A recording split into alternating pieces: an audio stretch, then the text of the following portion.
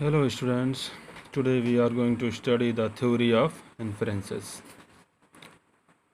So before starting theory of inferences, we will understand the nature of the problem and the possible solutions. If the propositions such as small p, q, r, s are given in the combined form, and when we study together all the four propositions or logics given, then we reach at some consequences. Sometimes consequences obtained from the given compound proposition is true and sometimes it is not true.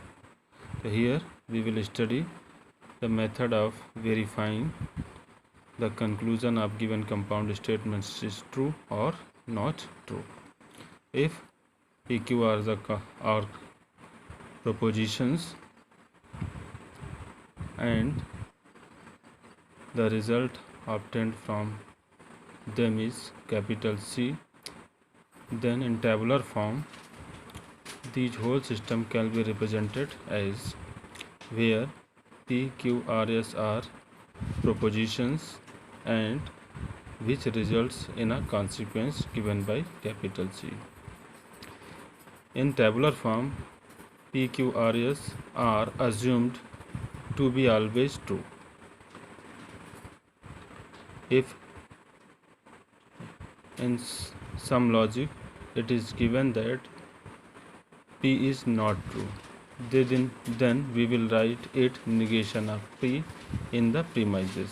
Negation of P will be the true for the given in the correspondence with the given statement P is not true.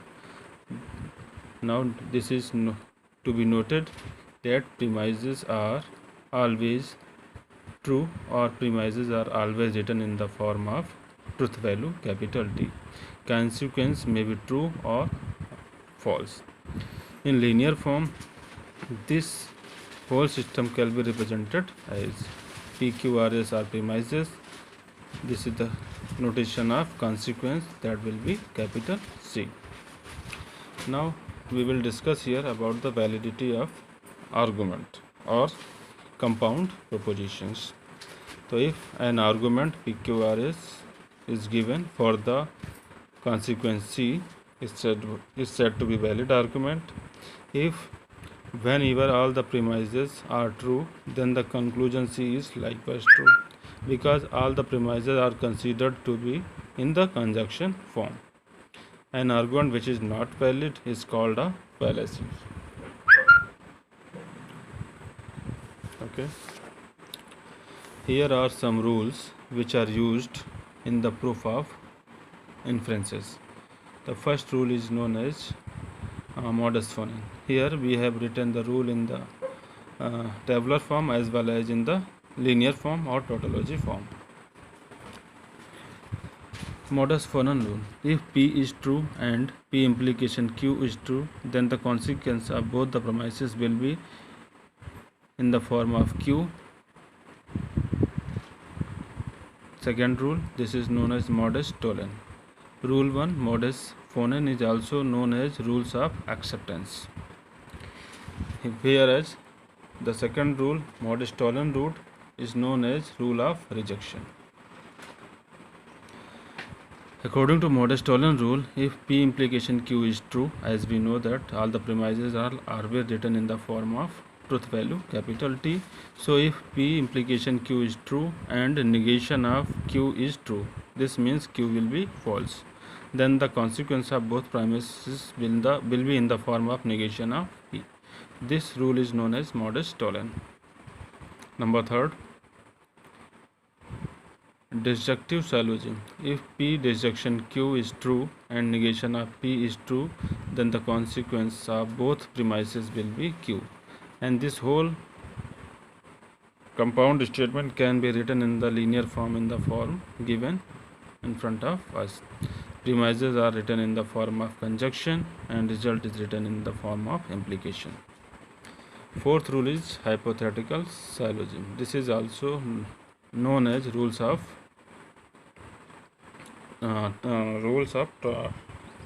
transitive, yeah, or it is said to be transitive rule. So P implication Q is true, Q implication R is true, then P implication R will be true. Now the last rule is constructive dilemma. If P implication Q is true, R implication S is true, P disjunction R is true, then the consequence of this is Q disjunction S is true. These all rules will be used as it is in the proof of the inferences in the next articles. Now here we will discuss a question related to validity where some of rules will be used. Here one question is given. Check the validity of the argument. Argument is given.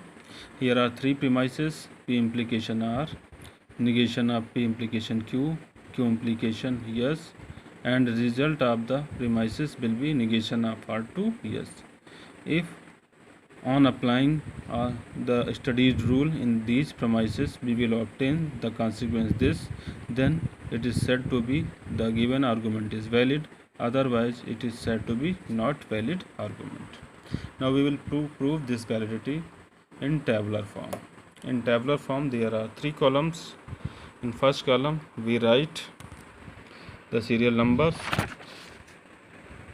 In column 2 we write the premises, and B in column 3 we write the reason by which they are attached.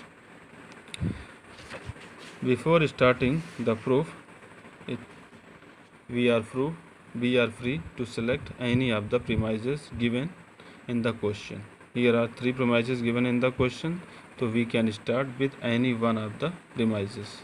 So let we start with the first premises, that is P implication R. We have written it premise 1. Second, negation of P to Q, premise 2. Q to S, premise 3. We have written all the three premises in the starting of the question. Now we will see all the three premises for our required consequence. From premise second and third it is clear, negation of P Q or Q to S. It is clear that we can apply transitive rule to combine both of these premises. The negation of P to S on combination of premises 1 and 2, this gives negation of P to S, and we have written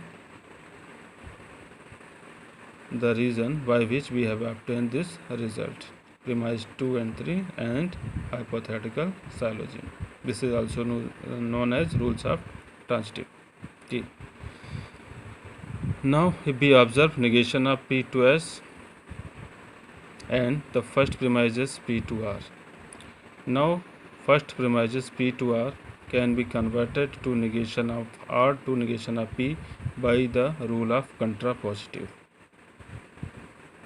Now from step 4 and step 5 it is clear that negation of R to negation of P and negation of P to S, we can also combine both of the statement by the hypothetical syllogism rules.